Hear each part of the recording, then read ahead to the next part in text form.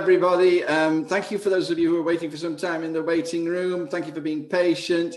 You are all very welcome. I always at this point want to say welcome to Just a Minute, and then say that we have 7 excellent players of the game who are going to speak to you without hesitation, repetition or deviation, but that would be far too silly. So I'm going to now tell you what I'm being told you to say, which is that Durham Heat Hub is a joint project between Durham Energy Institute and Durham County Council, and the aim is to translate heat research to practical application for the benefit of the community. This is the 5th seminar in their series, exploring the challenges of decarbonising heating, and this particular session is focusing on ensuring an equitable transition and some of the issues that need to be considered in that, which is incredibly important to Durham County Council, because we've decided that that is a place that we want to beef up our climate emergency response plan. Last week, the Heat Hub got some fantastic news. Jackie, do you want to share that good news with everybody?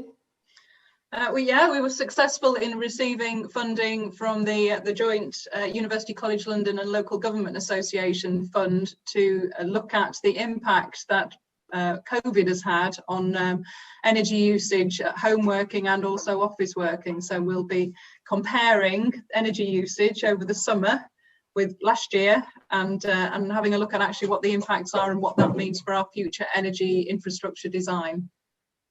Thank you. That's just so important. I think when we look back, we may find that home working has had a devastating effect also on workers' rights, workers' hours, and workers' mental health. So it's really important that we begin to look at the results of this transition.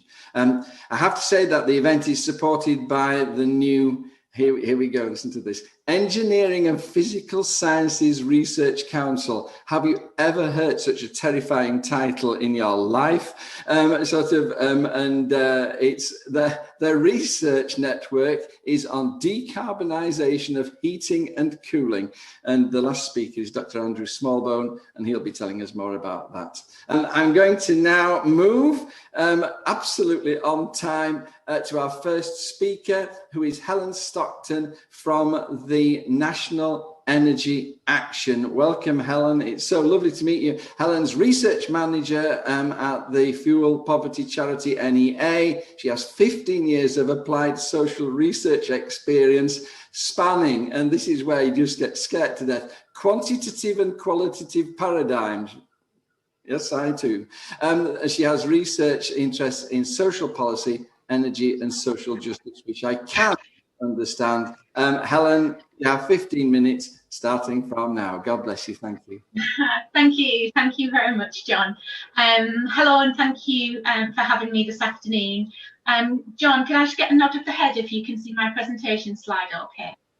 Perfect, that's great. So thank you for having me this afternoon to talk about affordable warmth and vulnerable energy consumers during the energy transition.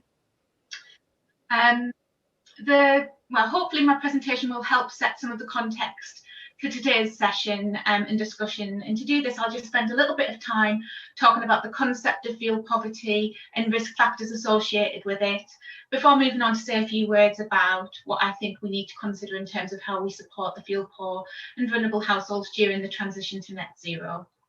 Finally, I'll finish with a very brief look at what we understand so far about the impact of COVID on fuel poverty and energy vulnerable households. Very briefly, I just wanted to say a little bit about who NEA is, for those of you who might not know very much about us. So NEA is a national fuel poverty charity. We were first established in 1981 as Neighbourhood Energy Action by students from Durham University, actually, but have since become a national charity and were renamed National Energy Action in the mid-90s.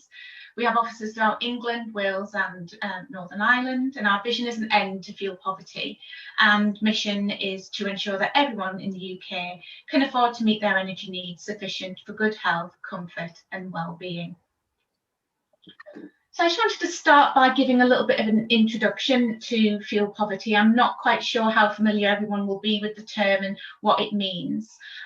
So In the context of domestic energy, we view energy as an essential service, as we might do things like water and housing. It encompasses adequate warmth, cooling, lighting, power for appliances, and as an essential service, energy provides or brings with it a number of services or needs, and allows us to fulfill a number of needs, including a decent standard of living, health and well-being, empowering citizens to fulfill their potential, and enhances social inclusion. Fuel poverty is recognised as a social policy issue. It crosses multiple sectors and disciplines such as housing, energy, health, but arguably also economics, engineering, and more recently we see it talked about in terms of reducing carbon, the low carbon transition, and considerations around fairness in the energy system. The current official measurement of fuel poverty in England is something that's known as the low income high costs measure, and this considers a household to be fuel poor if their energy costs are above the median, and in spending that amount they would be left with an income below the poverty line. That's typically understood to be below 60% median income. And it's more simply understood as the inability to afford the energy required to heat and power your home to the standard required for health and well-being. I emphasise the word required there because the actual definition of fuel poverty uses required energy costs and not what people actually spend on energy, which is an important differentiation to make. So in England, we have a fuel poverty target to bring as many fuel poor households as possible up to EPC, Energy Performance Certificate Band C, by 2030, with interim milestones in 2025 and 2020. In 2018, we were around 93% towards hitting the 2020 target. And we're expecting a new fuel poverty strategy to be published very soon, including a new measurement for fuel poverty, which is known as LILY. And I've provided the definition here. So households will be deemed fuel poor if they have a residual income after housing and energy costs below the poverty line and the property is below an EPC band C. The new measurement's emphasis on energy efficiency is generally welcome, particularly as it places greater emphasis on reaching EPC band C, which is the 2030 target. So by addressing these three primary factors that combine to produce fuel poverty, through appropriately designed policies and programmes, we can not only help to alleviate fuel poverty, we can also address other associated forms of disadvantage, often faced by those living in fuel poverty, and those might include financial and social exclusion, distributional injustices that result from an inability to access services, and also lack of access to the competitive energy market. And by tackling fuel poverty, it's not only possible to improve people's lives, it can improve local areas and enhance streetscapes, put money back into local economies and create jobs, and make a sizable contribution to the efforts to reduce carbon emissions from the housing stock. So in summary, fuel poverty is an issue that crosses multiple domains and areas of policy. It's often framed as a social welfare issue, but it is also a technical issue, a health issue, a housing issue, and an environmental issue. There are around 3.3 million households in the UK affected by fuel poverty, and around 2.4 million of those are in England. The average fuel poverty gap is £334, and this is best understood as the amount by which the required energy costs of a home would have to fall for a household not to be considered fuel poor. So, for example, any intervention made to a household would have to reduce their required energy costs by this amount to lift them out of fuel poverty. Each year, on average, around 34,000 more people die in the winter months than in non-winter months, and the World Health Organization attributes around 10,000 of these to cold homes. Fuel poverty is recognised as a social determinant of health, and the relationship between it and health is well understood. Conditions directly linked to cold homes include respiratory, cardiovascular disease and stroke, but we also know that mental health and well-being is seriously affected, and cold homes and stress, or the stress of living with fuel poverty, can make living with other conditions very difficult, including musculoskeletal conditions, cancer and dementia, just to name a few. So fuel poverty has in recent years become an important part of the debate on climate change and carbon reduction, and in particular the transition to net zero, and how we design new policies to help meet those objectives. For example, decarbonisation of heat will need to account for the energy and other needs of vulnerable households, and for the distribution of costs and benefits, if we are to ensure that the transition is a fair one and one that leaves no household behind. And I'll say a little bit more about that in a moment. Just very briefly, I wanted to share some regional profiles of fuel poverty with you.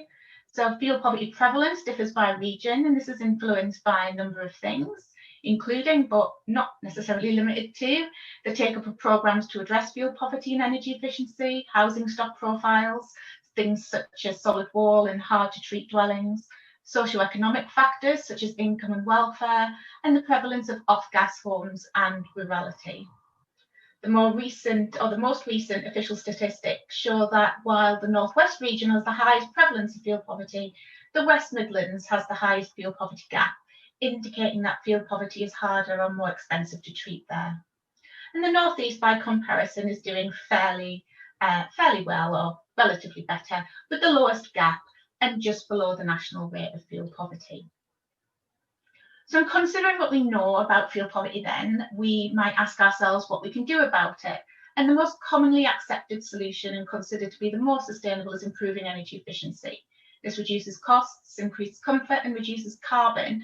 And examples of policy measures to do this include the current Energy Company Obligation, or ECO, and the newly launched Green Homes Grant, which I think Phil Duff is going to be mentioning this afternoon. Advances in technologies and technical solutions are also vital, and in particular their availability to fuel poor households to ensure fair distribution of benefits in the low carbon transition. Increasing incomes is also essential, with key roles for income maximisation services and welfare checks, but also income supplements such as the winter fuel payment and cold weather payments. Lastly, support with energy costs, and most significant here is the warm home discount, but also market engagement, improving switching and access to competitive energy tariffs. So just in the last 5 minutes of my presentation, I wanted to say a little bit about how we can support the fuel poor and low-income households to ensure that the energy transition is one that is fair and doesn't leave anyone behind. So in considering the question, I came up with 3 main issues which I think are key to the debate. So the first is putting people at the heart of energy transitions. Decarbonising heat is one of the biggest challenges in meeting the net zero 2050 target.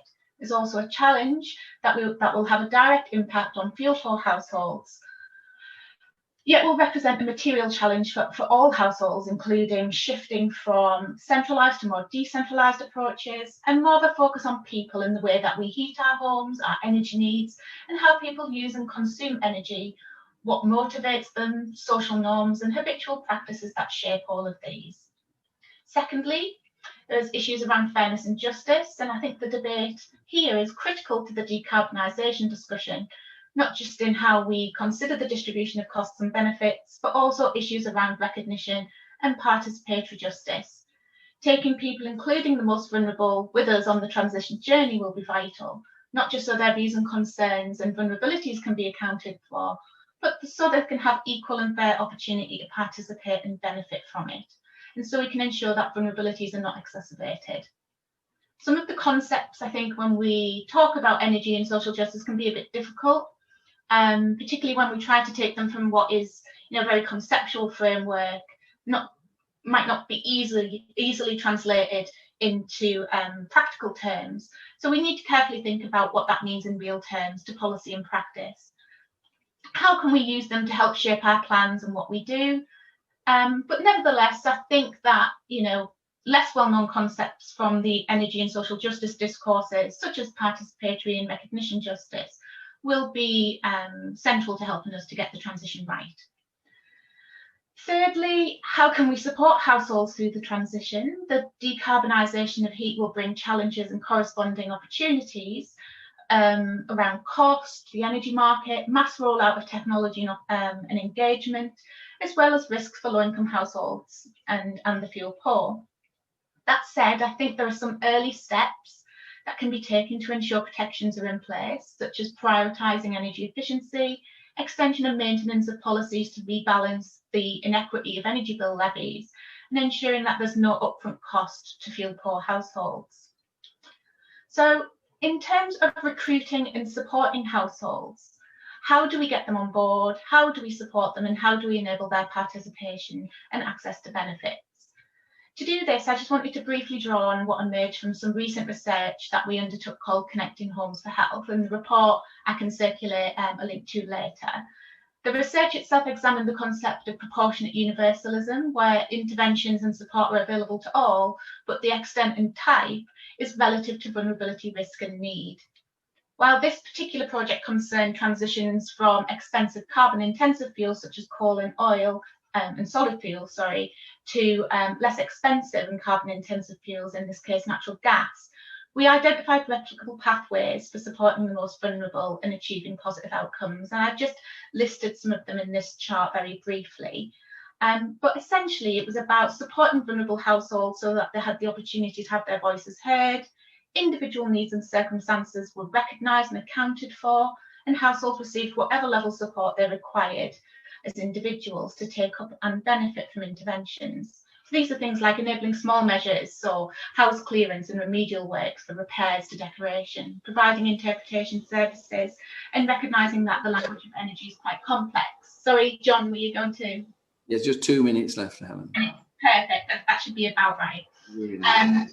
Making multiple home visits to chase, complete and retrieve paperwork, taking the time to work individually with households that need it to help complete complex and multiple sets of paperwork that we often encounter in energy efficiency and fuel poverty programmes, and coordinating actions between multiple partners, for example, installers, local authorities, landlords, energy suppliers, funders, etc. And importantly, providing a single point of contact for each household. Also essential was the provision of follow-up advice at multiple points during and after an intervention to check how households were getting on, to optimise performance of technologies through advice on things like heating controls, and maximising their impact through advice on areas like tariffs and fuel debt. Very briefly, to finish off, I just wanted to reflect on what we found through a recent report that focused on the impact of COVID on fuel poverty. On households and service providers. This assessment was undertaken for our annual review of progress against fuel poverty in the 4 nations of the UK, known as the Fuel Poverty Monitor. And this year we focused on the impact of COVID-19 on households and service providers. And I would encourage you to take a look at the report if you're interested, and again I can send the link around. And this is my last slide. Just very briefly, it sets out some of the multiple challenges facing households this winter. Some are known and already associated with fuel poverty, and some are indirect or direct effects of COVID, while others have increased risk or prevalence because of COVID and winter combined. This winter will be doubly difficult. There will be increased vulnerability and risk that we observe each winter, but this year we'll also be living and coping with COVID and the increased vulnerability and changes to energy demand that it brings with it. I won't read those out on the slide. I'm sure you've maybe had time to have a quick glance at them. That brings me to the end of my presentation. I'm a minute over, apologies, John. Happy to take questions now. I'll have a quick look in the chat, or I can take them at the end. Thank you. Thank you. That was a phenomenal run through the scope of the topics. Thank you so much, Helen. Absolutely appreciated. And I'm sure there'll be lots of questions. You may want to just sort of address them in the chat, or we can wait till the end. Our next speakers, everybody, moving straight on, are Cliff Duff and Adrian Cancel-Jones from Durham County Council. Cliff is Housing Project Manager at Durham County Council. He's responsible for leading on initiatives addressing fuel poverty and domestic energy efficiency. He also went to Durham University. Adrian works with Cliff in the housing team. He's leading major projects. He's just completed a 2 million EU-funded project installing solid wall insulation across the county. They're going to talk to us about green home grants, warm homes, and insulating our housing stock. A double bill for you, everybody. You're very privileged.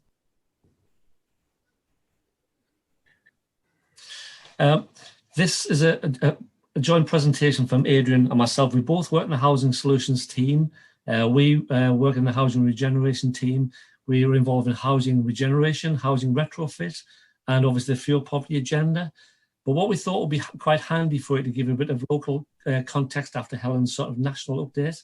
So basically what we have in County Durham is approximately 10% of households in fuel poverty. The figure you can see there is actually wrong. It's about 22,000 households we have in fuel poverty. That was from the BEIS figures, which are always 2 years out of date. We were seeing a downward trajectory in fuel poverty, which is obviously good news. I think we were over 11% 2 years ago, and that's gone down to now 9.8. But as Helen rightly says, we are really worried now about obviously the effects of COVID.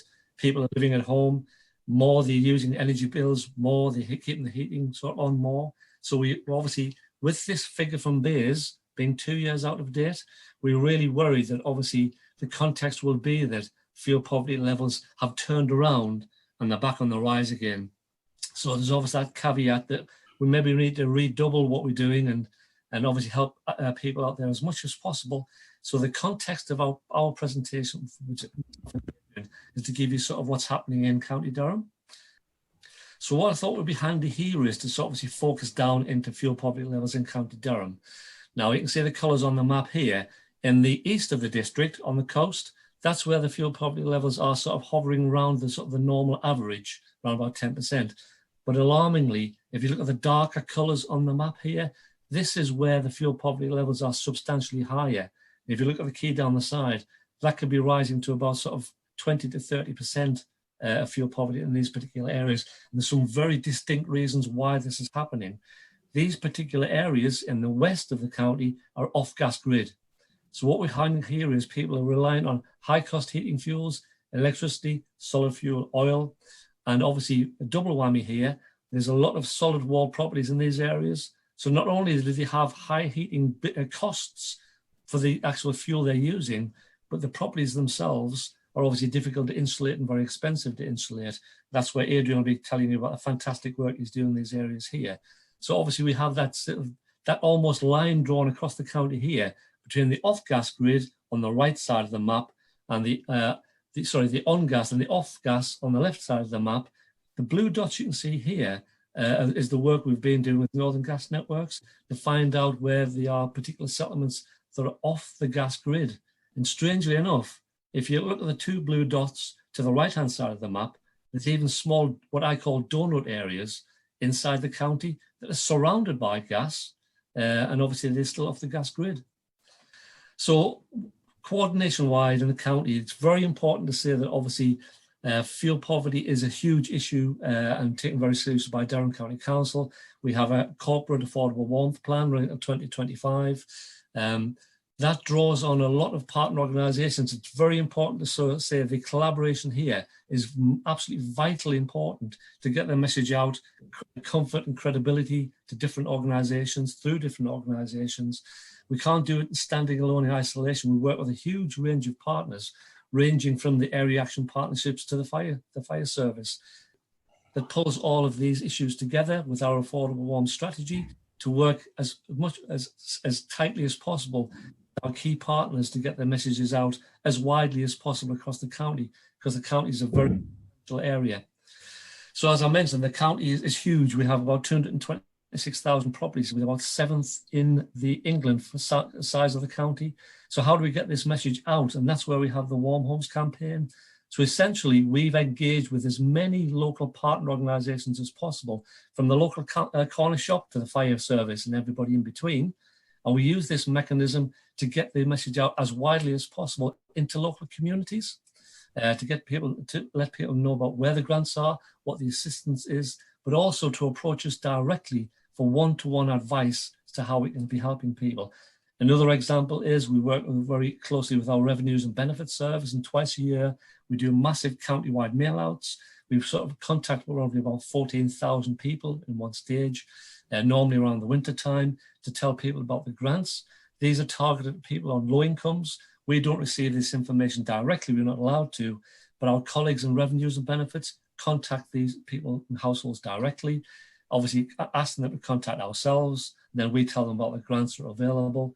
But But as I say, it's very important to highlight this is a joint sort of working between all of the different partner organisations you can see there to get the information out as broadly as possible. What we like to think is if we send information out to a particular network, they'll have their own newsletters, they'll have their own contacts. So basically it filters out to the local community. But obviously we need to let people know that these grants are genuine and give them confidence to apply. Can I move on to the next slide, please? So as Helen's already touched on, there was quite a bit of help out there. Not some of us national, some of us local. So with regards to the national programs through the energy company obligation, there's two main initiatives here, the ECO and EcoFlex. We have the highest uptake, fourth highest uptake nationally of the ECO programs. So basically the government have targeted this assistance through grants for boilers, insulation, etc., to people who historically are in receipt of qualifying benefits. They changed that about 2 years ago, and this is very important. So no longer is it just people who are on benefit entitlements. Also, the government's introduced, if you're on a low income, i.e. less than £30,000, you can also access these grants to keep your home warmer and to reduce your energy bills and to insulate your property. Just to mention, we have a program with our clinical commissioning group, where we are actually writing out through all the doctor surgeries. You have about 10,000 sort of letters going out through our CCGs. And we also have the Managing Money Better service that gives people one-to-one advice in their homes on how to reduce their energy bills. Perfect time. Yeah, great. Thanks, Cliff. I'd just like to pay tribute to Cliff because he as a local authority, you know, we're the fourth best eco claimant in the country, and we do, you know, Cliff set a lot of that system up, and he's an example to other local authorities and how well we can work in partnership with other organisations to deliver fuel poverty schemes. The other thing which I think is really important to stress is that fuel poverty goes hand in hand with decarbonisation and reducing our carbon footprint. They're the two huge challenges. We have to remember that about 30% of all carbon emissions come from domestic properties. We have to insulate homes and we have to get off carbon fuels if we're going to do anything to impact positively on the carbon situation and climate change. And that's where we have the climate change strategy and an action plan. So domestic housing and fuel poverty all fit into that agenda perfectly, and they go hand in hand. The scale of the challenge has been mapped out there by Helen and Cliff, but just to put a picture on what resources are required in Durham alone, we have 57,000 solid wall properties. To insulate a solid wall property requires about £8,000. To install a renewable heating system, to replace a gas heating system, requires about another £8,000. If we just look at the solid wall properties in Durham, you're looking at around about an investment of £9 billion is required. £9 billion to actually decarbonise those homes, make them energy efficient, and get the people that are living in there out of fuel poverty. The government allocated £2 billion in the Richie Sunak in the last budget statement to the Green Homes Grant. £9 billion is required in Durham alone. So we've got to resource this thing. And at the last seminar we had, I did stress the point that Durham especially has, a pipeline of projects which we want to deliver. We know what we need to do. We know where we need to go. We know who to work with. We've got a lot of experience at delivering these schemes, but we need the resources. We were successful at the last BEIS bid. We've got about 1.3 million out of the £2 billion pot to insulate around about and put renewable heating systems in 185 properties. That's through the local authority LAD scheme, but it isn't going to touch the sides of the scale of the issue. 57,000 properties we have to insulate at £8,000 a pop. Previous to working in energy efficiency in the Regen team, we did group repair schemes. And prior to that, I worked at Your Homes Newcastle, where we put kitchens and bathrooms in for people through the Decent Homes programme.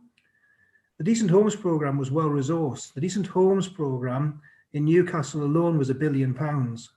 and that was just to do 50,000 properties to give them all kitchens and bathrooms. We know we can do this work, but it has to be resourced properly. Why doesn't the government resource energy efficiency like it resourced the Decent Homes programme? It's as important. As I said, Durham has got the capacity. We can do this stuff. So can a lot of local authorities and housing associations. They just need to be resourced to do that. So that's my plea, really. I'll now go into a little bit more detail about the two schemes that are ongoing. Right, the Green Homes Ground Voucher Scheme, is the £2 billion fund which Rishi Sunak announced in November. £100 million of that's been allocated to local authorities. We have got, as I say, a £1 million scheme starting next month to do 185 properties. But the Green Homes Voucher Scheme aims to reach every single household in Britain by offering a voucher of between £5,000 and £10,000 per property. It's 10-year blind, so landlords can get it, but they have to pay a third towards the cost. If you're a low-income household or owner-occupier, you can get a full £10,000. That's if you earn less than 30,000. There's household income less than £30,000. All installers that do the retrofit work in homes for green energy or renewable heating systems, they have to be Trustmark approved. The completion date for voucher spending the vouchers and getting the work done is the March next year. That's 2021, and vouchers are going to start to be issued next month. Installers are already overwhelmed. You can't get an installer in Durham now. If you try and phone somebody up to get a voucher registered, you'll be on a waiting list. The supply chain hasn't been able to deal with the scale of the challenge.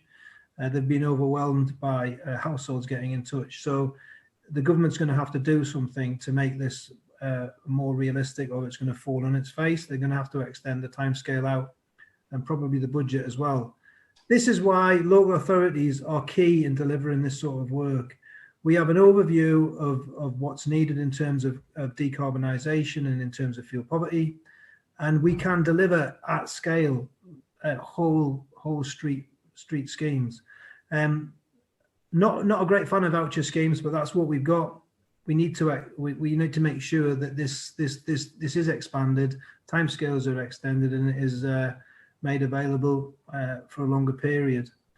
But that's basically the current offer the government's given to us. It's something, but it's nowhere near enough. Thank you. Is that it, Adrian? It is. You are a hero. Everybody loves you truly. And can I apologise to all the speakers for continually bullying them? Thank you so much, gentlemen. That was really helpful. The next speaker, everybody, is Graham Easterlow from East Durham Trust. He's the Chief Executive of East Durham Trust. And Graham's going to be speaking to us on supporting the community to stay warm. Graham, thank you so much. Thank you very much, John, and hello, everybody. I'm actually the new Chief Executive of East Durham Trust. The Trust has gone through a leadership change in the middle of lockdown, so I actually became incumbent on the 1st of June, so it's an interesting time.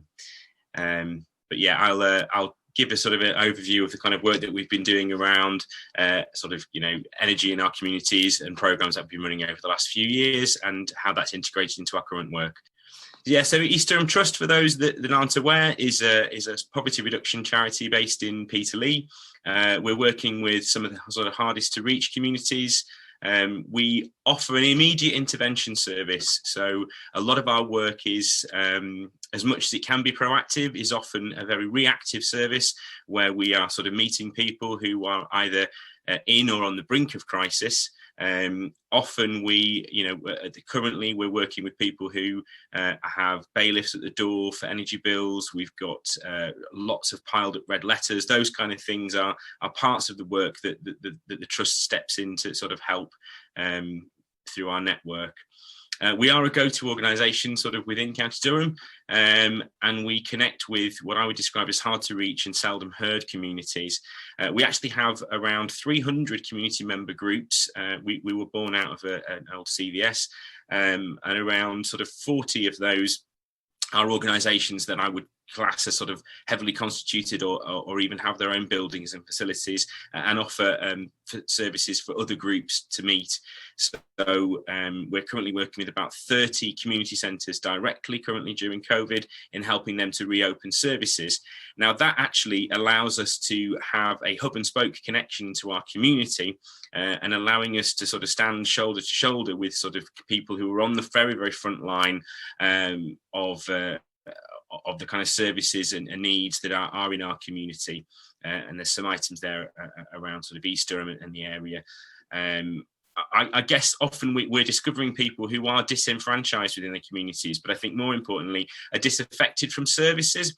And I think that's where the trusts work in terms of connecting people to services that can help them with energy, help them with fuel poverty, debt, welfare, all of those interlinked items, as well as mental health, physical health.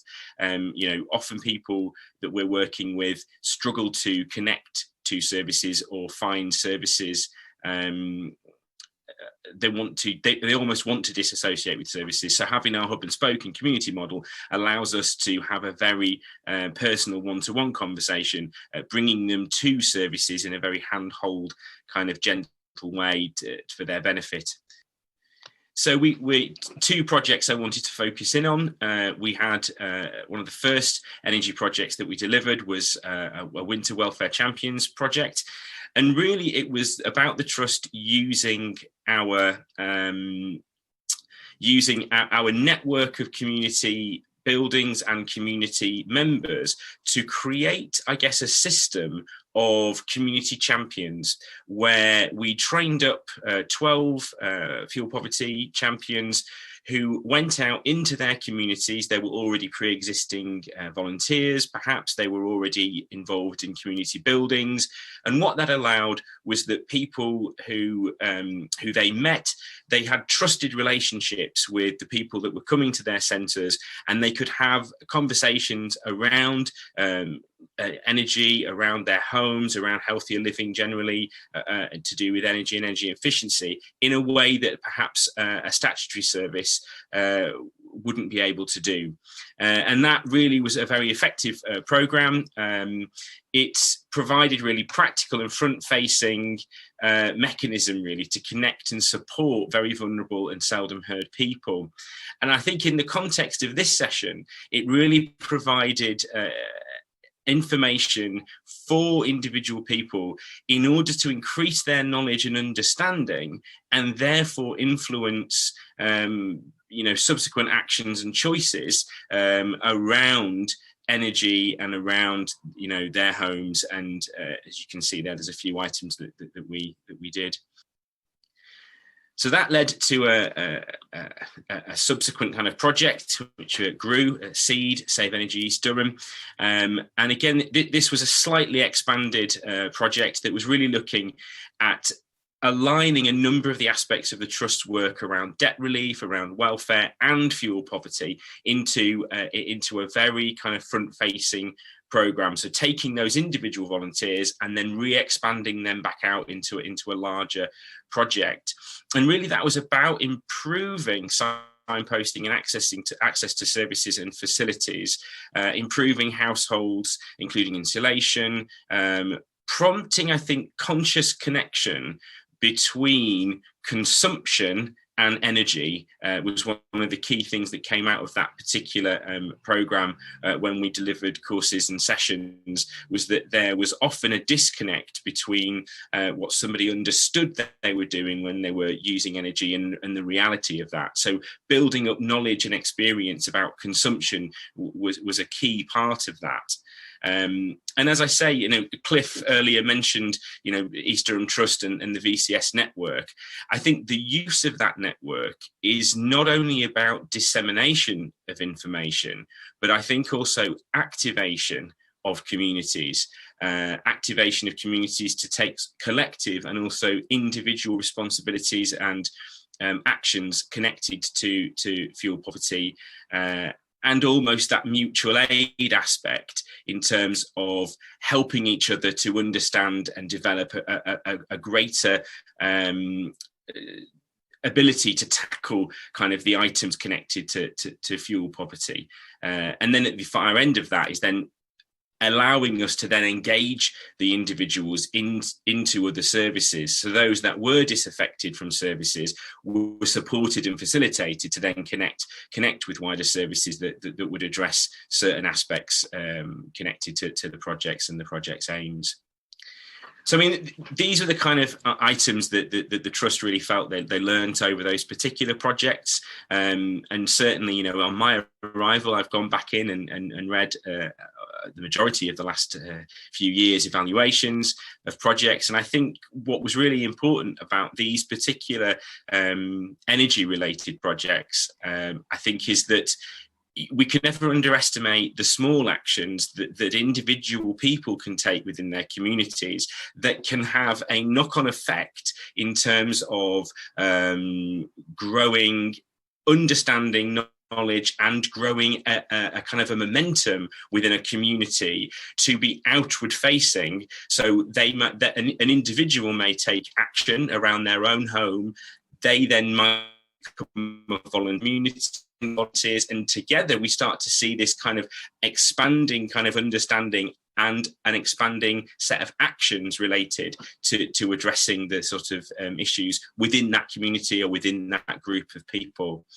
You know, it's pretty obvious, I think, sometimes, but it is an important point that people do often find it far easier to have a conversation about advice or take an action in terms of which way they should travel, in terms of guidance, from those that they know and those that they trust. So people within their communities talking to them, you know, so when you're at the club or you're at the community centre and somebody says, oh, you know, I've done my insulation, have you checked your insulation, you know, did you know about this particular grant, did you know about that you could get your boiler checked, did you know that actually you get a smart meter, or things around energy providers and pricing, and obviously a key aspect here are things like prepayment meters and sort of helping each other to address those with providers or landlords.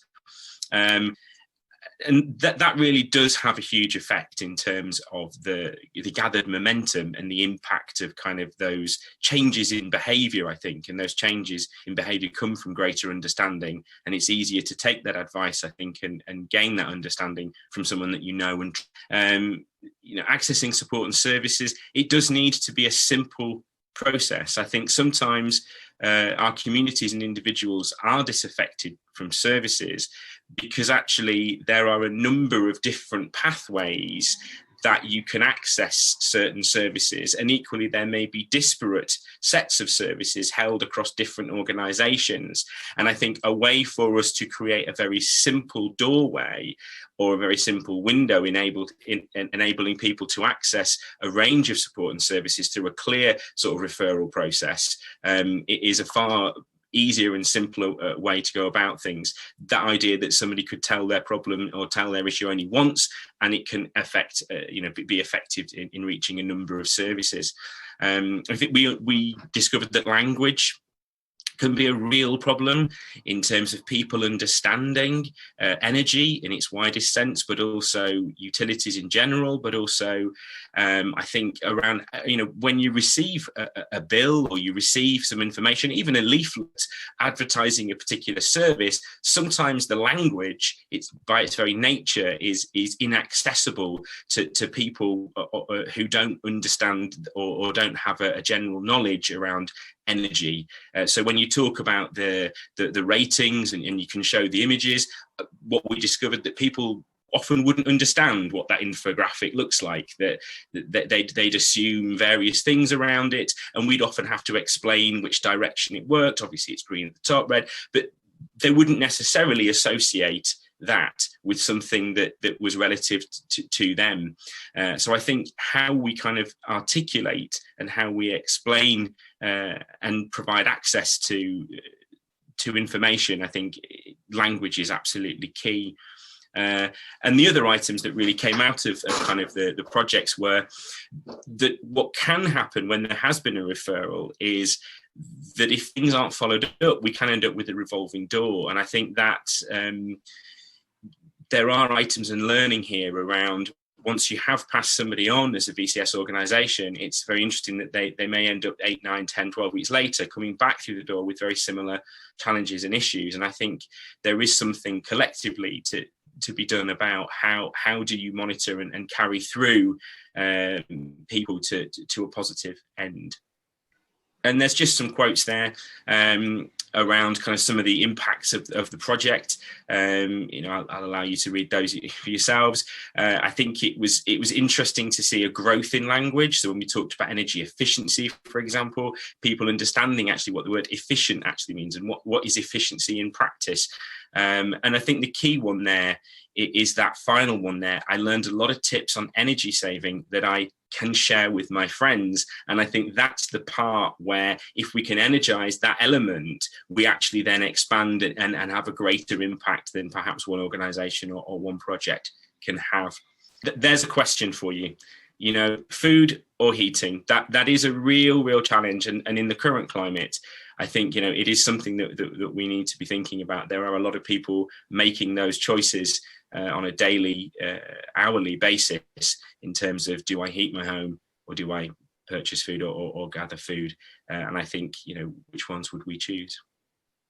We copied you in the east of the county, that concept of there are people who are trusted in the community that you go to anyway.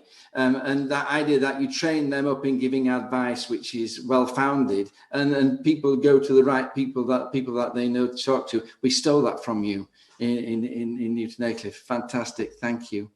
Our next speaker is Anda Baumeti from Northern Powergrid. I see Northern Powergrid all over, and it's just my impression, but I think you're powering the whole thing in the region of renewable energy and decarbonising of energy in the area at the moment. So we're just so pleased to have you with us. And the sustainability manager with Northern Powergrid, working with communities to understand their energy needs and embed them within Northern Powergrid practice. Thank you so much for being with us, and we can't wait to hear what you've got to tell us. Well, thank you very much. Good afternoon, and thank you very much for that fantastic introduction. So I'll, without further ado, I'll start talking through my slides and give a short introduction to Northern Powergrid.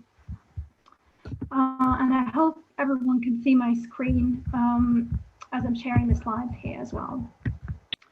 So as Councillor Claire said, Northern Powergrid, we own and operate and maintain the electricity lines overhead and underground across the whole region of North East Yorkshire and Northern Lincolnshire to ensure that you have electricity supply 24/7.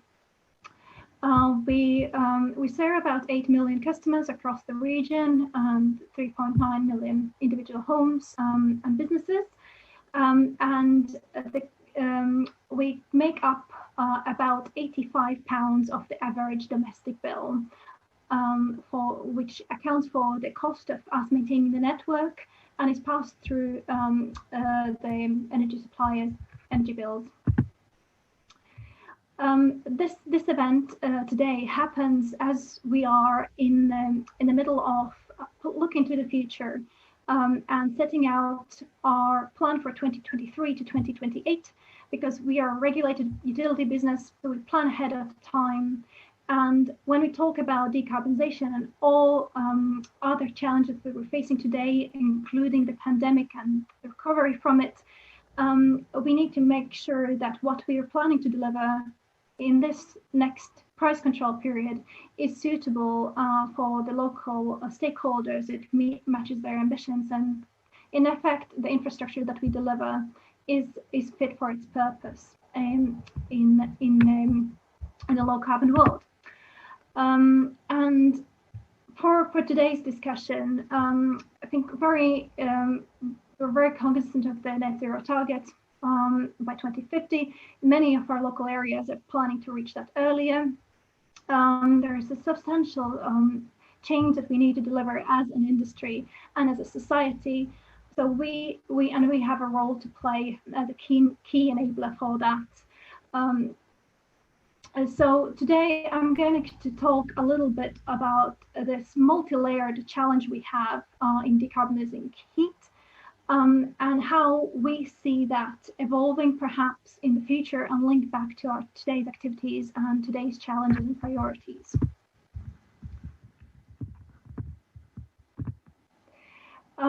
As a true energy geek, I'll share some stats and I'll share some graphs with you. So first and foremost, to outline the challenge we have at hand, we need to deliver net zero emissions across the UK by 2050. And heating as well as transport are posing a substantial challenge for us to do that. And in heating in particular, majority of that across all sectors is delivered by fossil fuels today. And you can see that the percentage of that varies across sectors and is quite prevalent in the domestic sector.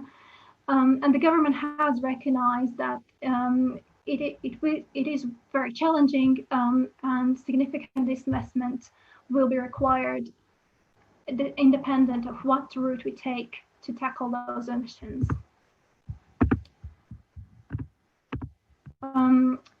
Published a few years ago, the Clean Growth Strategy outlined just how big is the transition that we need to deliver. And you can see in the graph here of where we were in 2017 and what is the potential pathway to 2050 to deliver net zero heating, as well as the existing trajectory, which showcases that there is a policy gap to get to net zero target. And we've seen the policy signals work really well with things like electrification of transport, or decarbonization of transport, that is. But in heating, we're still waiting for some key decisions and government policy. There's the heat roadmap that's been promised this year.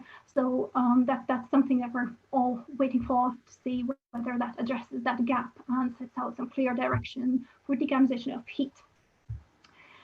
A National Grid has shared their future energy scenarios this year, outlining that it might mean that 25 million hydrogen boilers and about 20 million of heat pumps need to be installed by 2050. And the Committee for Climate Change has also said that it's about 650,000 heat pumps to be delivered per year to get to that target. While today, in 2018, it was just 26,000. So these are the national statistics. As I said, we're planning for the future, so we've have had a look of what it might mean for the region that we serve. And we've modeled a number of scenarios where we could achieve the net zero target for our area. We've looked at 3 different scenarios: hydrogen, very centralized, relying predominantly on hydrogen for heating and for transport; deep electrification, where, as it says on the tin, most of the decarbonization is delivered by electricity; and a net zero early scenario where we achieve the net zero target slightly earlier than the 2050 target.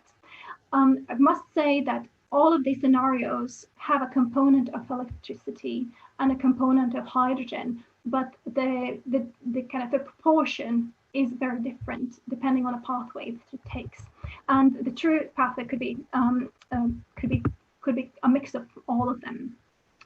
So we've published this modeling work, the open data, a spatial tool that allows you to explore that, and graphs together with Open Data Institute in Leeds. So you can access all that information, use it for your own modeling purposes, or just have a look and tell us if you think that's about right, or perhaps you think that it could be more ambitious or less. What sounds true for your region?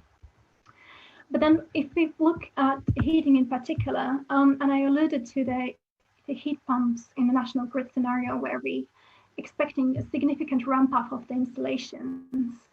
It's similar across all our scenarios as well, although it depends on the pathway that it takes. But all of them see an increase in technologies such as heat pumps and other low carbon heating technologies being installed. Although there's still that uncertainty of how much and when we're going to see connecting to our network. So the increase of the low carbon technologies obviously increases the demand for electricity, and as more and more technologies and more households or businesses become or electrify a number of aspects of their lives, resilience becomes very, very important. So today we have a 99.98% reliability rate for across our network.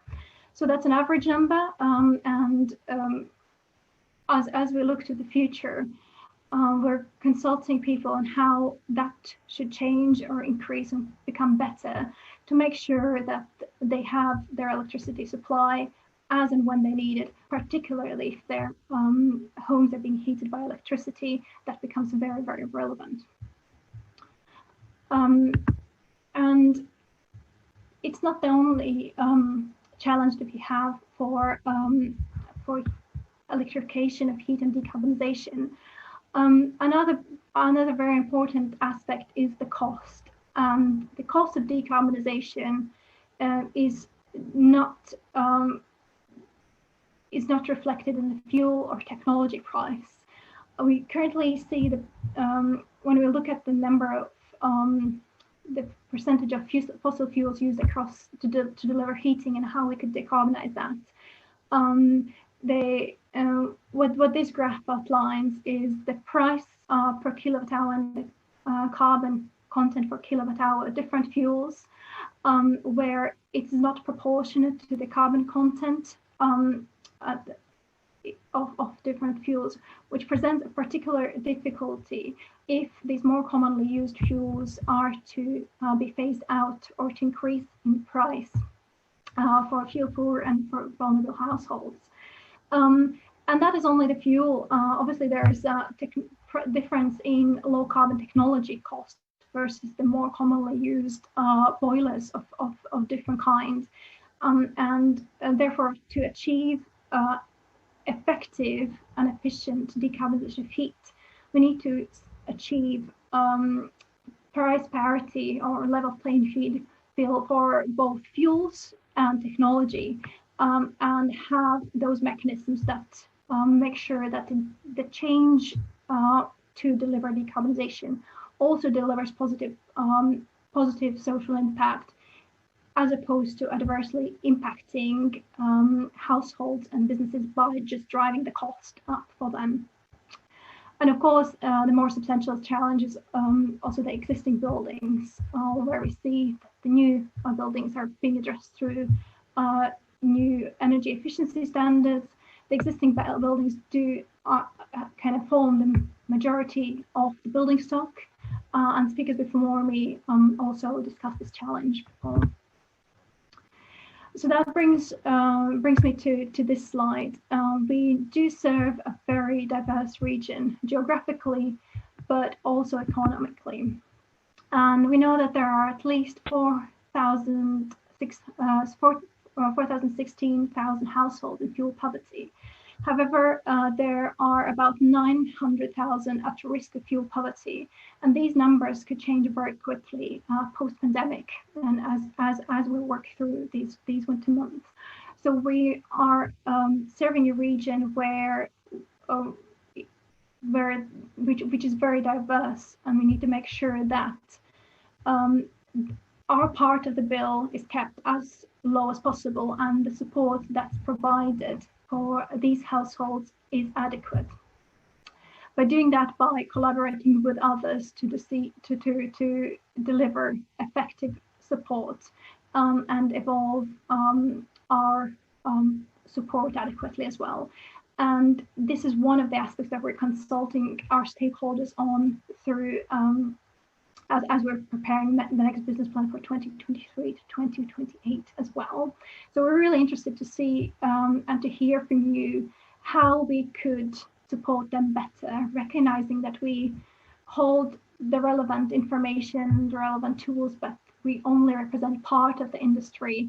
So we have a role in supporting them, but we need to work together with other organizations which are well connected. And then finally, I've mentioned that we've throughout the presentation that we're currently in the middle of this huge stakeholder engagement exercise, and we want to reach as many people as possible and hear all of your views. For that, we've shared some of our initial thinking of how our services might evolve to deliver net zero targets for a region, but also more generally to support the communities and be the force for good to increase the resilience and other aspects of our services across the region, which can all be found from this engagement microsite, the information, as well as this interactive tool, which effectively allows you to build what is that service package you'd like.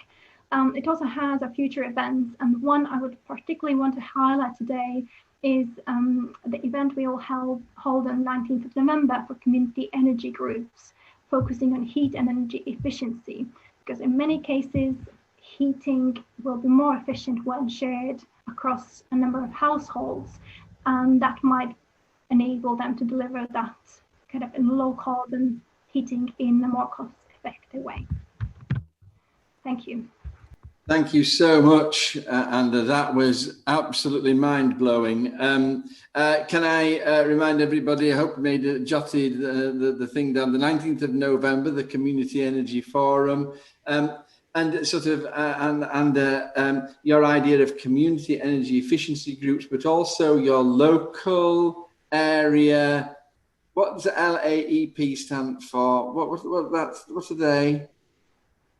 Thank you for the question. Yes, it's kind of a new industry jargon, local area energy plans, which fundamentally recognizes that to deliver low carbon heat, but also low carbon transport and low carbon energy, we need to work together. We need to work collaboratively, and we need an action plan that is spatial and that is tangible. Thank you so much. That's just absolutely central to everything that's happening. Thank you so much for presenting to us.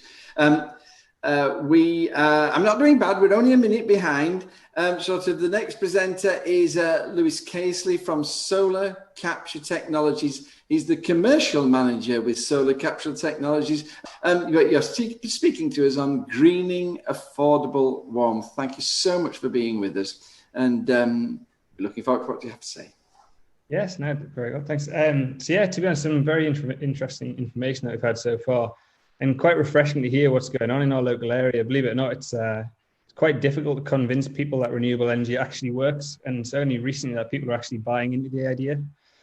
So eradicating fuel poverty has always been an important issue, obviously being made more difficult by COVID. So for us, really what we want to do is take this opportunity to build products that will not only help fewer poor families, but reduce carbon dioxide emissions significantly, not just immediately, but in years to come. A major misunderstanding with solar is that it only really works in sunny parts of the world, which isn't true. Solar energy is readily available and easy to predict. We know when the sun's going to rise and set for the next million years. It's different to wind energy, which can't quite be predicted as easily. But we need a mixture of all the renewable energies in order to sort of reduce these carbon emissions globally. So just to give you sort of a brief background on solar capture technology and what we do, we originated as science within the science of photovoltaics. Originally, we were BP Solar's research and development team before becoming the National Renewable Energy Centre. Our team at that time was made up of doctors of physics and chemists with a sort of drive towards innovation in solar cell technology. We worked on many research projects around the world within universities and research institutes, and at the time we held 3 world records in the solar cell efficiency. So now Solar Capture Technologies is a commercial manufacturing company, manufacturing bespoke solar solutions to OEM customers at our facility in Blythe. Unfortunately, because we've come from the R&D background and we're only now really commercializing the company, we're not that well known, but really we've got products in and around everywhere. So we're sort of solar experts that can work with organizations to develop practical solutions and make a real difference in the community. So things that you'd recognize that we've done in the past, we manufacture solar modules for the sort of 2 largest parking ticket machine organizations all around the world. We provide solar modules for the emergency roadside telephones up and down the UK's highways. All of the offshore aids to navigations around the UK's seas, UK, Northern Ireland and Scotland. We provide them. And recently we've been working with an organization in Germany called Sonar Motors, who are an automotive manufacturer, designing the first sort of solar car. I don't know if anyone's heard of it, but there's a number of issues with solar across a number of sectors where the weight is too heavy to sort of be used in certain industries. So they approached us because of our background in research. And they said to us, right, this is the goal. We need to create a solar car. How can we do it? So using the automotive materials that are currently being used, we managed to integrate solar cells into the fabric of the body. And these are sort of high efficiency cells. And the end result was that we were able to extend the vehicle range by 34 kilometers per day, just based on the sun's energy. So I think the point with that is the sun's there. Why wouldn't we use it? Our technology allows us to use it where it hasn't been used before. And to meet our current demand and the sort of trend that we're starting to see, we're actually now investing quite heavily in the company to manufacturing in higher volume. So in essence, academically, we're relatively well known, but commercially not so much yet. So just to sort of give a brief overview, I mean, what we do is we generate, a lot of people know a little bit about solar. People know about sort of the efficiency of a solar cell. What's the current efficiency in the solar cell? What we do is we don't just work on just the efficiency of the solar cell. We work on sort of manufacturing the complete solution. So the complete efficiency, not just the cell efficiency, meaning how can you utilize as much energy as you can generate from in the solar module, and how do you get that energy and transform it into a usable source of energy? So yeah, we manufacture everything in our facility in Blythe. So the new technology that we're working on is really for a range of applications. The theory that we've got is sort of any surface with exposure to sunlight could be generating energy. So why aren't we doing that now? And there are a number of limitations which have caused that, which has allowed us to now develop this product that I'm going to be talking to you about. With a lot of our products, we sort of designed them in order specifically to a certain industry. So the likes of on the offshore industry, it has to be hard wearing because it can't be visited every couple of weeks. It's quite an expensive trip to go and check if a solar module is working 10 miles offshore. So everything needs to be specific, and the technology or the trend that we're seeing is weight causes a key issue in utilizing solar. So the idea is with the sort of ever increasing demand on the grid, how can we find ways to offset that? So what we've developed is this product here is Solar Face. So Solar Face is a resin encapsulated solar module. There's things like this that have been done slightly before in the past. And it's sort of got the same structural integrity of a normal module, or even stronger. So the product was developed alongside a research institute in Spain called Technolia. It's a quarter of the weight of traditional solar, which, like I said before, is key in certain industries. For example, the automotive industry. You can't have too much weight, else there's no point in designing it because the car won't increase its distance. For uses in, say, like sub-Saharan Africa, transporting a module, we can design the module in bespoke dimensions so it can fit in helicopters, fit in planes. It's lightweight, so it can be transported relatively easily. And for building integrated photovoltaics, there's no need to alter, strengthen, or reinforce current infrastructure due to the weight of it. So the idea behind it is that we could retrofit, and a better option would be integrated into new builds from the start. So due to the sort of bespoke mechanical properties, it can fit into any building surface. So it's not necessarily limited to the roof. An example would be in vertical farming, where there's a huge demand of energy. We're working with an organization to clad the entire building. So every external surface on the building is going to have solar and going to be generating energy. Yes, certain angles will generate more energy than others, like a south-facing wall would generate more than a north-facing wall. So it's saying that there is going to be some energy generated on that side as well. And people have heard of thin film or all these other low weight solutions. But what we do is we maintain the efficiency of a high efficiency solar cell whilst reducing the weight. These other products, the thin film, which is something that we've looked at as well, are good, but they're very low in efficiency. And the technology is quite a way off from being available yet to get the same level of efficiency as we have here. So what we've done here is we've been able to sort of design the solar modules in a mold to manufacture sort of roof tiles. So the modules are shaped in size in a roof tile sort of form. You can cover the entire roof with PV to maximize the amount of energy that you're able to generate. So whereas sort of traditional solar, you might be able to get, 20% of your roof covered in solar tiles or in solar modules, the solar face is able to actually form the roof. So the idea behind it is, why build a roof, then add something on top of it, rather than just build a roof out of solar. So it's, rather than have two skins, you can have, if you design it properly, you can design the roof covering itself to generate energy without a huge increase in cost.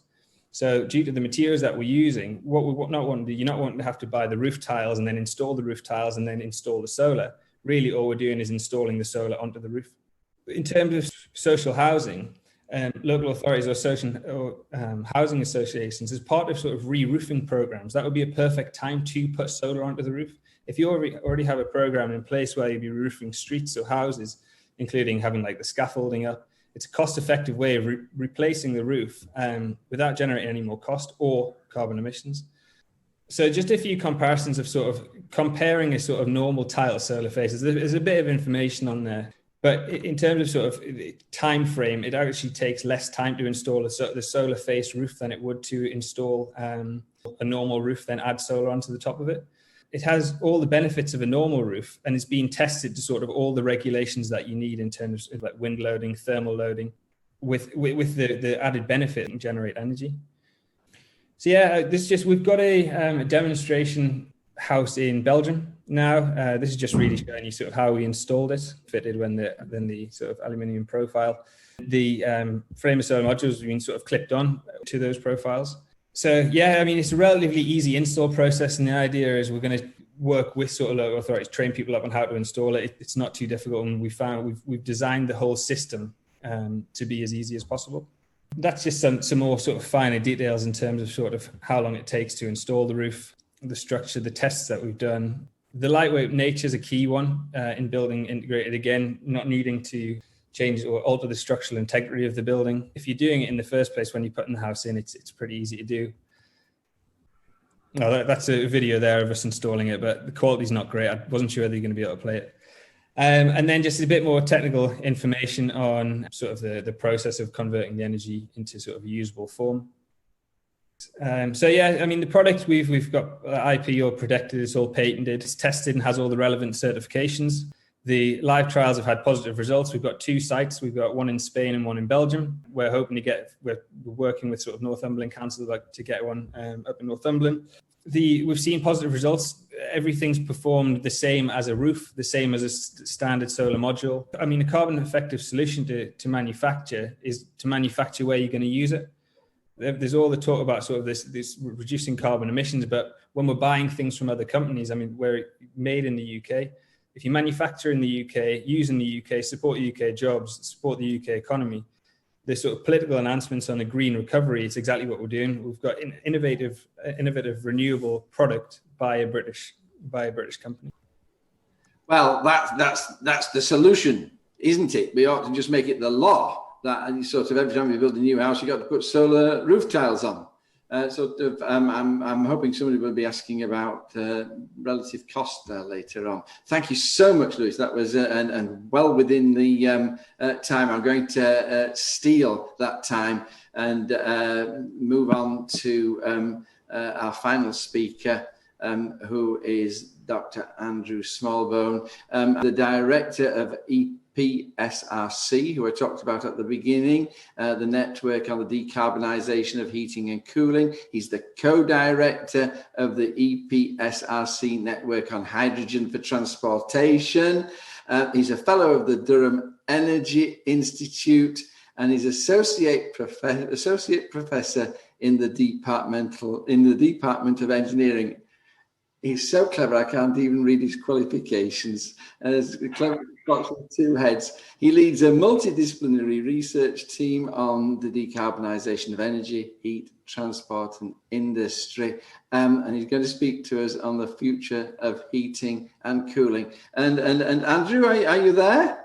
I'm here, yes, and thanks for the introduction. And thank you very much. I'm Andy Smallbone. I'm from the Durham Energy Institute, and I'm here to talk about our, I guess it's just kicking off now, the EPSRC Decarbonisation of Heating and Cooling Network Plus. The network for the decarbonisation of heating and cooling is one of the contributors to this network.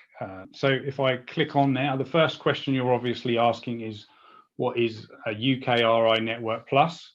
So basically, UKRI, they're the funders, they're the people that give universities their research money.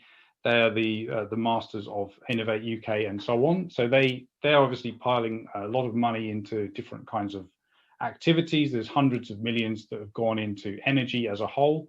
And what they want to do is they want to see the outputs of those projects being disseminated widely as possible. So what they've done is they've established a number of network pluses, and that's principally to provide a platform for impact for those projects and to disseminate the outputs for others, because obviously they're state funded.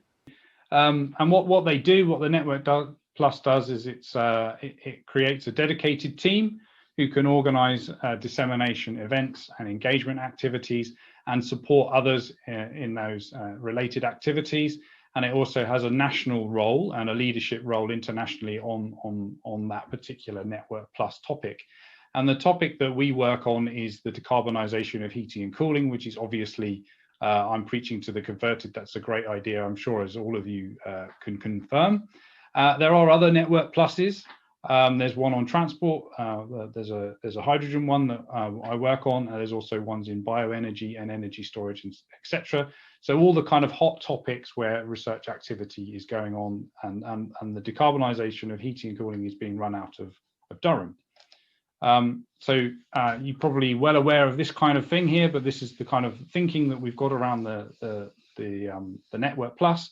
Is that if you look at all of the sources of end user energy consumption across, this is the OECD countries, so the 40 most wealthy countries in the world, this is where they want to use their energy.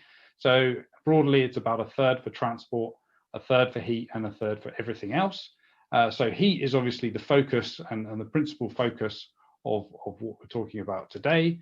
But when you start to break that down in terms of the detail, you'll start to see where and who and all of these people that are using heat. Obviously, residential heating is something that's very commonly discussed, but actually it's industry that tends to make up a larger proportion of the users and have the demand for heat.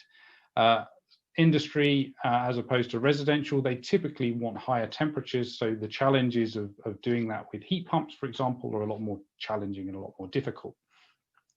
But in kind of returning back to this same pie chart, and you start looking at, well, what about transport? What about electricity? You can start to make some quite good cases that actually the energy consumption for transport, well, it turns out the vehicles are about 25% efficient. So most of the energy used in your vehicle is actually lost as heat. So you could start to claim that actually a lot of the transport sector is relevant to the decarbonisation of heating and cooling.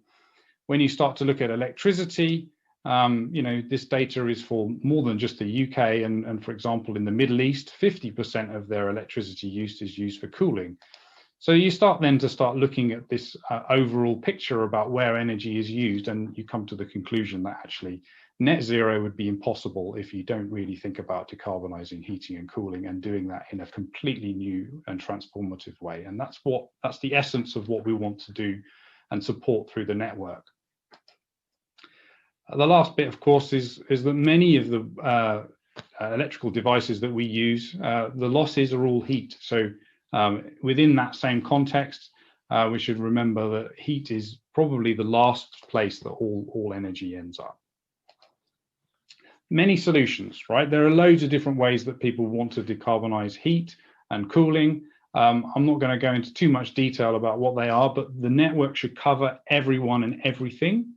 As long as it's relevant to decarbonisation of heating and cooling, then it's within scope of the network, whether that's efficiency improvements, insulation, heating and cooling networks, residential heating and cooling solutions, big changes like heat from hydrogen, heating and cooling coupled up with renewables, the industrial sector, and how do we heat and cool those and keep the world and all of the products that they make competitive, drying, which is a huge user of energy, as well as how do we fit that within an integrated energy system, which is also changing significantly across transport and energy.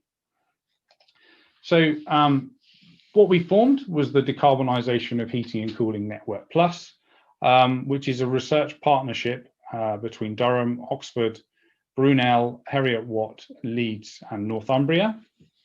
And what we're supposed to be doing through the network is supporting all projects that are engaged on the decarbonisation of heating and cooling across the UK.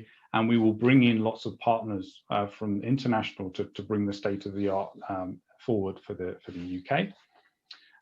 Commercially and more widely outside the academic world, we've got lots of partners to kick off the project.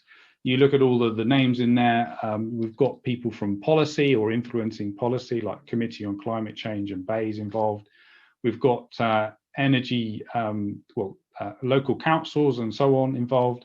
We've got trade associations who build heat pumps and various other things across the energy systems, as well as kind of the more end users that are associated with energy.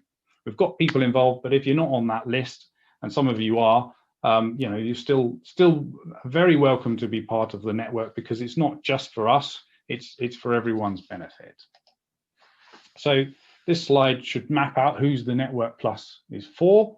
So principally, it's for researchers and academia, but it aims to bring in everyone else who's engaged in the activities, whether they're technology developers from an engineering or science background, a social scientist, or working in the economics of energy, for example.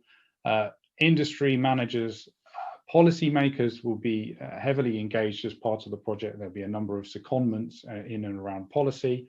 And also the funders are watching, so they're attending these events and seeing who's and what's happening in them. So it's certainly inclusive. There's no membership fee. It's for anyone who really wants to attend.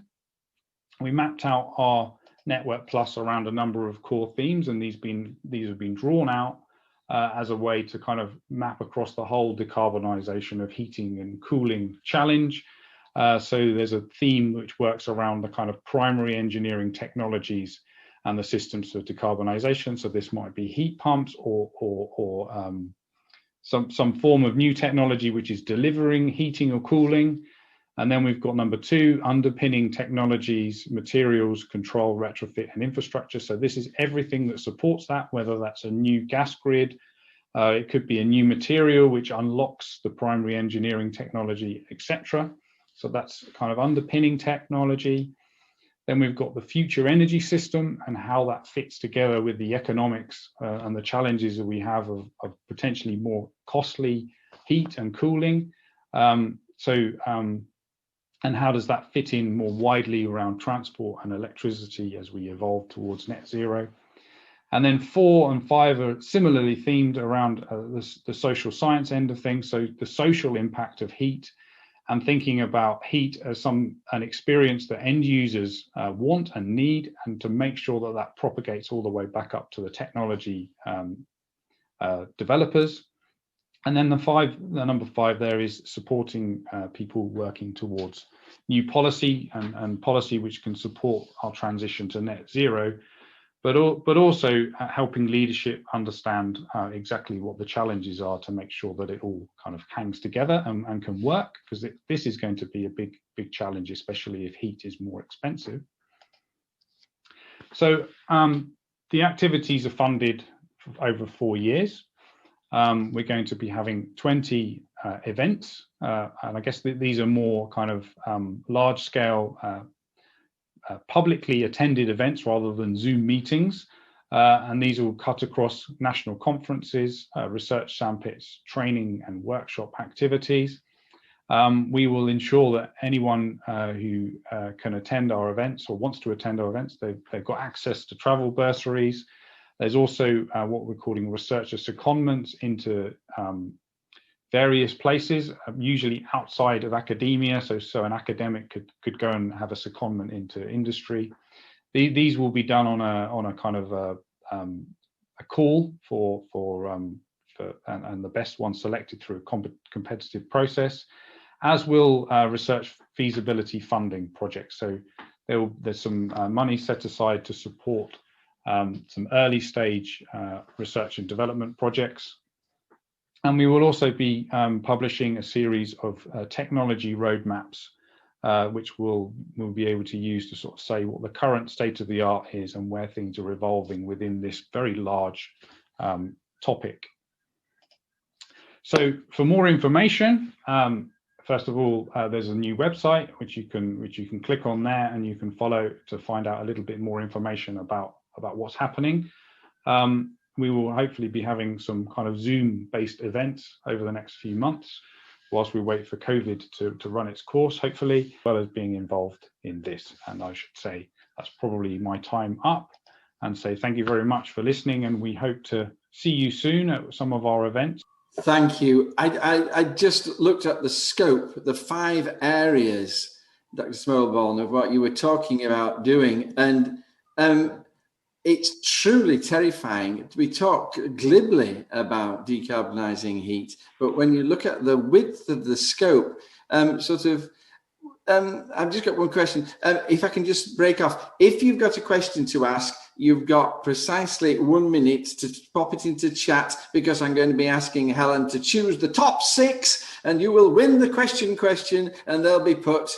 So there's a little thing to go for there, but you've just got, while Dr. Smallbone answers this question, of those 5 categories that you outlined there, have you put them into some kind of order of priority? And sort of, and if you have, how much is an equitable solution to this? Where does that stand on the ranking?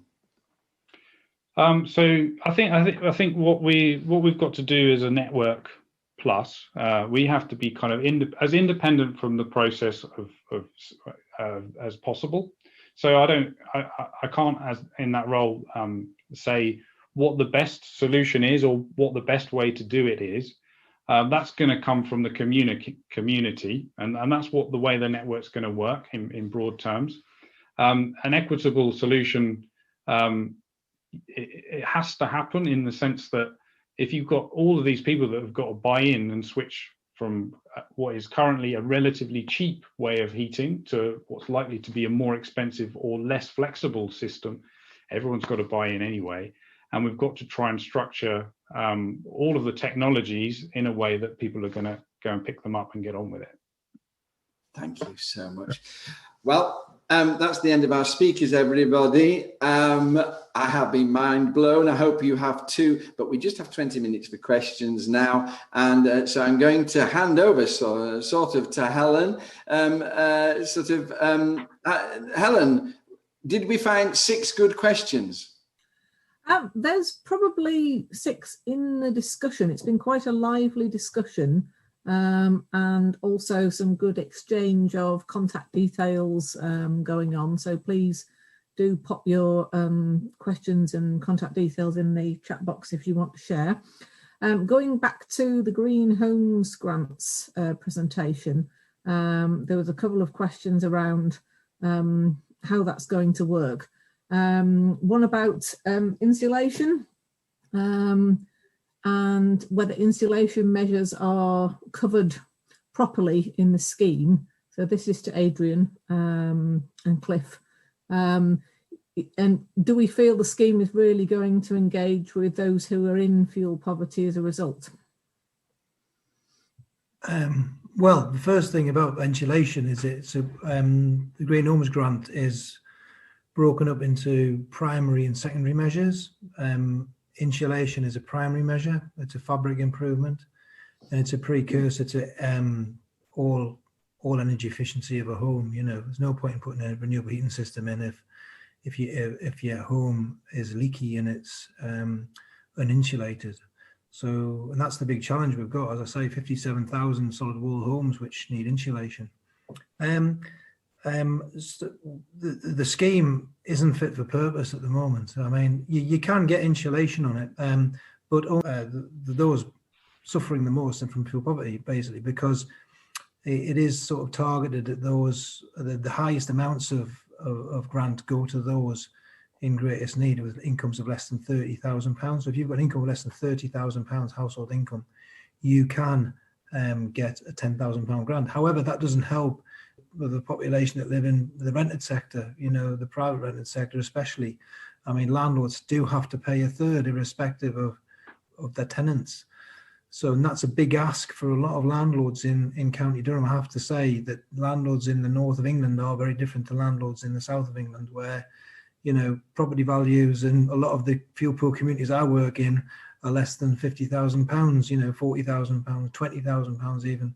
And there's no way they're going to put in £3,000 towards an insulation system on their old colliery cottage, which stands empty for large periods of time often because they can't get tenants. So an insensitive sort of system in many ways, because it doesn't really help people in private rented sector in the north, and it is really targeted at those, well, the people that are going to take advantage of those that are literate, can get on the internet, can get Green Homes grant system and get registered. And basically, if they're not registered now, they're not going to get an install now anyway. They're going to be way behind. So we've all missed the curve already. So it's only those that are really savvy are going to get in there. And I think, you know, landlords probably aren't knowing that they've got to pay a third. It isn't going to be an attractive option to them. Cliff. The lad scheme, however. Adrian, can I just interrupt there? Can I bring in Cliff? Have you anything to add, Cliff? Yeah, I think Adrian's spot on there. It's yet another example of the government's short-term sort of planning, because this scheme just runs up until March. I know there's a LAD 1B coming out, but there's another. What we need is long-term commitment to these schemes that are low carbon, that are going to assist the sort of more vulnerable people. What we're seeing is short-term. Even the bidding round, Adrian did a fantastic job getting £1 million for Durham County Council, but yet again, the bidding round was 2 weeks. So it's yet we need to put pressure through policy drivers such as Helen and the NEA to sort of say what we need here is long-term solutions so the industry can get used to delivering large scale and bring the economy down, the scale of economy, etc. to have it along. What the industry doesn't want is very short-term measures all of the time because they can't gear up to doing this. So Adrian's spot on what he's saying. Thank you, Cliff. Helen, who asked that question? Well, it's Malcolm Potter from Durham County Council. And a related question to that is about the Trustmark scheme, which is required for contractors to enter into it. I suppose it's the classic, who polices the policeman? How do we know that people who get registered on these things are being properly checked? And I believe that Trustmark operates under a license from BEIS, but you know, there's presumably consumers and people who are having these things installed are concerned about quality. And we do know from previous schemes, like under the solar feed-in tariff, that there were a number of very poor quality installations made. I don't know if Adrian or Cliff have got any comments on that. Yeah, I mean, it is a measure of quality, but it isn't that difficult to get a Trustmark registration. Renewable installers all have to have MCS certification, which means they do have to have quite a high standard of install. But Trustmark isn't necessarily a guarantee of quality. For me, the way you guarantee quality is you do things through the local authority. You know, we can deliver these schemes as we used to do with the decent homes and bathrooms and kitchens, and when we did extensions for people that didn't have bathrooms. You know, the local authority did all these things, and we are well placed to do that. If you put things through the local authority, you end up with quality and you end up with, you know, some comeback. Whereas these voucher schemes, whether they're Trustmarked or not, very often you end up with somebody in a white van that comes up and puts stuff on and then disappears and you don't see them. Cliff, very briefly. John, what I'd like to see is a PAS 2030-2017 register of all contractors and installers. So basically then the client customer household can look through these installers and see who they are. Unfortunately, because they're registered through different organisations, there's no central register. So, yeah, thank you so much for that. Malcolm, I'm going to give you the right of reply if you want it. Do you want to make a short comment on the answers you've heard? Yeah, I mean, I was basing certainly the quality question on experience in the past with the old eco schemes and insulation, and the fact that there were an awful lot of installers around at that time who basically just tied the horses up outside the house when they went inside to deliver or to install insulation, and it's a worry. That when you got voucher schemes, that people are going to be reliant and uninformed about who they're actually letting into the house. The certification really needs to be tighter so that the scheme has more credibility, even though it's only a 6-month scheme at the moment, which lacks credibility. But it's a key thing. You don't really know who's got on and who's doing what. So it is a problem, I think. That's spot on, and we would echo that. I say, I mean, far too sanguine with my hope that we get 6 questions. So, Helen, have we got another question? There aren't really any other burning questions that haven't been answered in the chat. We've just had a comment from Sally about whether councils have powers to require some of these technologies to be installed in new builds, and I've just replied to say basically we don't, but I suspect Councillor Clare, you might have a comment on that.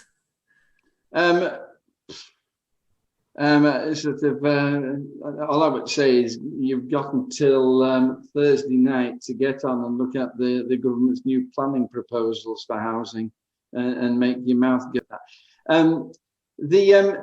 Have any of our other guests got anything to add about this issue, which is absolutely critical of the quality of the build and how we ensure the quality of this, about how we can ensure that the people putting these technologies in are fit to do so? I think Cliff's hit the button, about this past 2035. Past 2030, the new quality standard is very important, and having a register there. Malcolm? Yeah, just and on that same subject, another issue around this type of thing is for people making a choice of what they want, what they want installed, whether they should have it installed, is the issue of impartiality of information as well. Where does one go to speak to somebody who can tell you what you really need as opposed to what they want to sell you? Thank you. Us. Thank you, Adrian. Durham County Council. Why aye? Go to durhamwarmhomes.co.uk. Have a look. Speaking seriously, Adrian, I think that the Warm Homes campaign and it ties in absolutely with what Graham was saying. It's about trusted sources and people on the ground being able to know where to go. And that applies to businesses just as much as it applies to domestic individuals. Knowing where to go. I'm just going to ask, because we've got all these very, very important people coming to join us, and I'm aware that they'll be going very, very shortly.